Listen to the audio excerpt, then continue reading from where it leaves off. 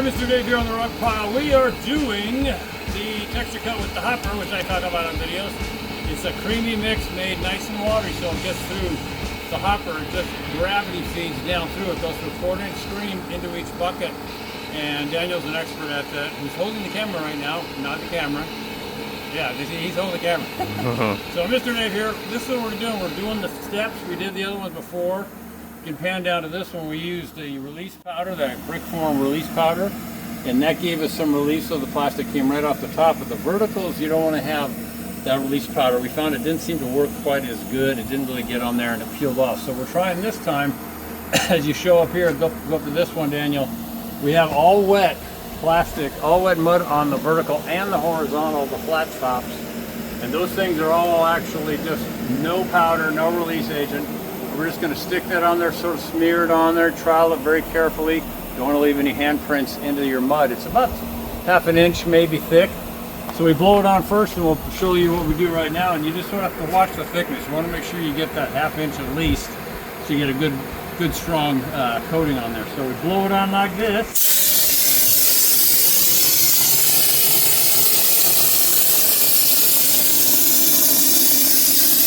Give it a shake. Helps it flow through real nice. I'm watching how it's building up. When you're going to verticals, you'll see it starts to wash down the wall. That means you got enough, you got to stop. It'll fall off. Just finishing out this step. Gotta get more. I want it to be thick enough, so I just sit there, take my time. Let it go on. Keeping that shake going. The spray pattern is nice. I turned the airflow down, so it's not just full steam, it's much lower. You do that to try and make the tip clear. Keep shaking it, moving it around. Bang it on the wall, help it get through the hopper. Gotta empty out this hopper on this batch. Then we'll put the plastic down, we'll show you how we do that on this longer view video, and it won't be so loud. All right, load it up nice. Get it on the edges. All right, so much noise. So we got that done. We'll put our hopper down here. Now we're coming up with the plastic phase. We have a piece, you want to use a piece that can be put on top of brick to hold it there so the wind doesn't blow it off. So we're going to see which fits the best. This is a little fatter, so you can use that for the zip. This one's sort of longer, which is great. So I'm going to get a brick or a piece of rubble. You start at the top. You want the wrinkles. You want it to go sideways, so I'm going to get my little stone here to hold it down. And now, kind of want to start to stick it to the wall. And if it's wet enough, it'll stick pretty good. Yeah, there she goes. You can see the little bit of wrinkles showing up, which is great. That's kind of the trick with this technique that makes it so fast and easy. You just sort of, you want a fold in there, you want the texture. See how it's sticking? Look at that. So nice. So we're gonna let this cook off while we're having lunch. We have this whole wall we're gonna do to burn through this 2-bag batch. But you can kind of see if it's sticky, how it holds on the wall. Pretty darn good.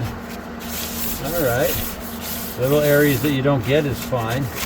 Now we're going to do this piece. See if this is big enough, and it isn't, we'll just grab another one. Oh, this looks pretty good. Yeah, we'll try this.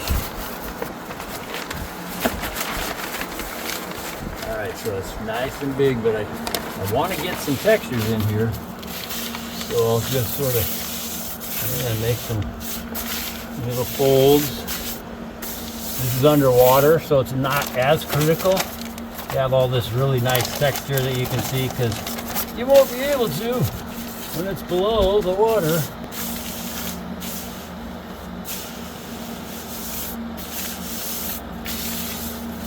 we got that. We're just gently pressing that in.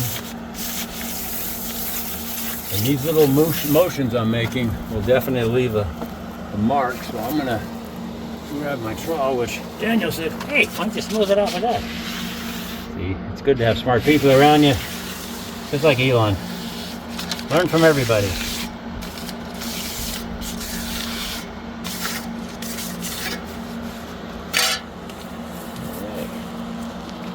Some more stuff. I'll play around with it a little bit. Got a nice crease going that way. I'm good with that. All right, so there you go. That's a full little example of the longer videos. And again, you hold the top piece of plastic on these verticals so that it doesn't blow off from the wind. It's windy, it's a lot harder to do this, obviously, but today's a nice breeze, not too bad. We have the fan blowing, but not right where we're working, just to cool us off because it's a little bit of a toasty day. So there you go. The plastic technique, blowing on with the hopper, very simple, inexpensive equipment.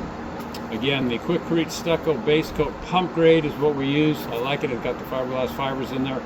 Half a gallon per bag of the Sika Admix acrylic. That helps it resist water penetration, increases the bond to cold surfaces, cold being cured or set. So you always want to have that in there in your batches whenever you're adding new stuff to old stuff or fresh stuff that's cured the day before. All right. So DaveHenderson.podia.com, learn how we do this stuff with free downloads, plus courses if you really want to dig in and learn how to do this stuff. Also remember, Jesus is coming back. Are you ready? Get him in your heart. Ezekiel 38 looks like it's unfolding in the Middle East right now. Don't be afraid. Get Jesus in your heart. Everything is coming the way the book says it will. All right? And if you want to ignore all that stuff, at least be forgiving and grateful. Live your lives with that spirit in you, and you will be awesome to the people around you. Very important, I say. All right, Mr. Dave Northwell, check it out. Have a good day no matter what. See you next time. Bam!